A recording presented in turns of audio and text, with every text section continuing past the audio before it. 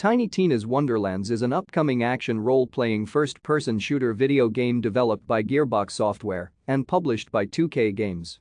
It is a spin-off in the Borderlands series and a successor to Borderlands 2, Tiny Tina's Assault on Dragon Keep.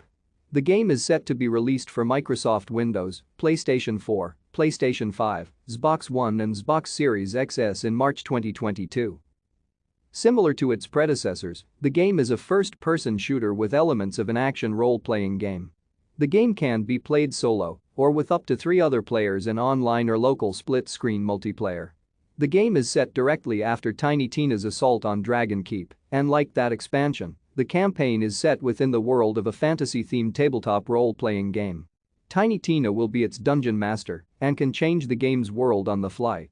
The game features an overworld, which is used by the playable characters to traverse the various locations in the game. There are random combat encounters and quests that can only be completed in the overworld.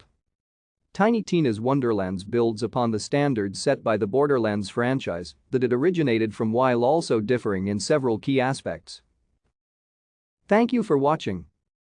Like and subscribe if you would like to view more of our videos.